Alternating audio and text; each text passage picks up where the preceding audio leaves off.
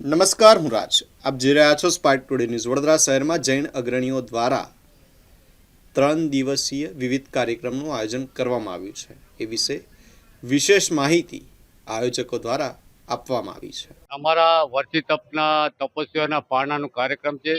ત્રિનાનિકા મહોત્સવ છે અને આજે એનો પહેલો દિવસ છે. તો આજે અમે બધા તપસ્વીઓને સાતા પૂછવા અને આ ભવ્યાતિ ભવ્ય કાર્યક્રમનો પહેલો દિવસ એટલે કે સવારમાં અમે આદિનાથ ભગવાનની શેત્રુંજયની ભાવયાત્રા રાખી હતી. બપોરના મહેંદી રસમનો કાર્યક્રમ હતો અને અત્યારે આ મહાપૂજાનું તમે જે નિહાળી રહ્યા છો એ મહાપૂજાનો કાર્યક્રમ આપણે રાખેલો છે. અને આવી રીતે 3 દિવસનો કાર્યક્રમ આવશે. તો એ કાર્યક્રમ આજે 17, 18 ને 19 એટલે 19 તારીખે ફરી એ લોકોના પારણા આવશે તપસ્વીઓના.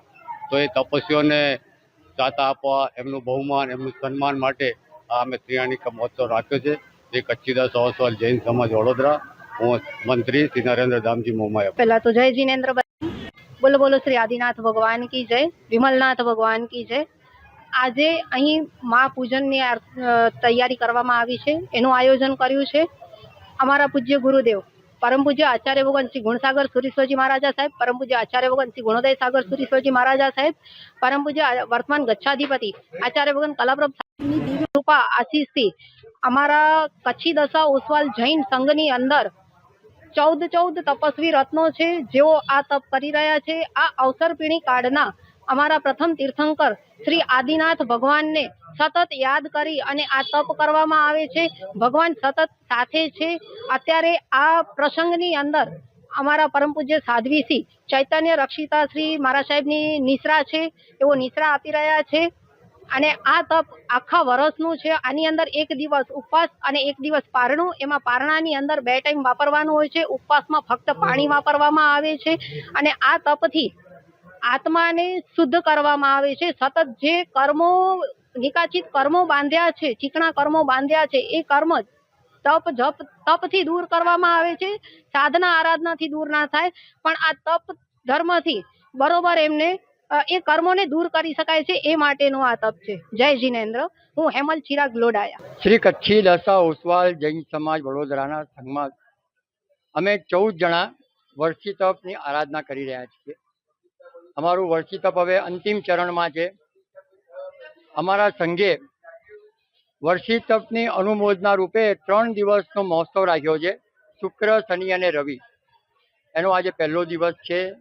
આજે મહાપૂજા દેરાસરને આ સરસ રીતે શણગારવામાં આવ્યું છે. ભવ્યાતિ ભવ્ય આંગી છે. 19 તારીખે વર્ષી તપના અંતિમ પારણા થશે અને એ પારણા વર્ષી તપમાં ખાસ કરીને એ હોય છે કે જૈન ધર્મના 24 તીર્થંકરોમાંથી પહેલા તીર્થંકર પરમાત્મા શ્રી આદિનાથ એમની સાથે જોડાયેલું આ વર્ષી તપ છે. શ્રી આદિનાથને દીક્ષા લીધા પછી 400 દિવસ સુધી ભિક્ષા મળતી નથી.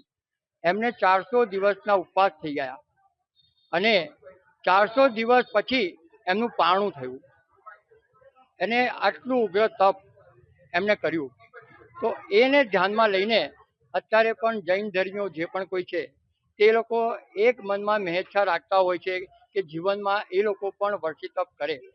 અને વર્ષી તપનું મહત્વ એ હોય છે, તાત્પર્ય કે 400 ઉપવાસ તમારે કરવા પડે, પણ 400 સલંગ ઉપવાસ કરવા એ આપણા માટે કદાચ અશક્ય છે. એટલે જ્ઞાની ભગવંતોએ એને 2 ભાગમાં વહેંચી નાખ્યું. 1 વર્ષમાં 200 ઉપવાસ, પછી ફરી વાર કરો ત્યારે બીજા વર્ષે 200 ઉપવાસ, એમ કરીને તમારે 400 ઉપવાસ પૂરા કરવાના. અને આ રીતે વર્ષી તપ આદરવામાં આવે છે. અને તપના અંતે જે પારણું કરાવવામાં આવે છે, જેમ અમારા તીર્થંકર પરમાત્મા આદિનાથને વર્ષી તપના અંતે એમનું જે પારણું થયું એ પારણું શેરડીના રસથી કરાવવામાં આવ્યું. એ રીતે જ્યારે પણ આરાધકો વર્ષી તપ આદરે છે અને એમનું વર્ષી તપ પૂરું થાય છે ત્યારે શેરડીના રસથી જ એમને પારણું કરાવવામાં આવે છે અને વર્ષી તપ ત્યારે પૂરું થાય છે. અને હું પોતે આ સંઘનો ટ્રસ્ટી પણ છું અને મારું નામ કમલેશ કેજીભાઈ શાહ.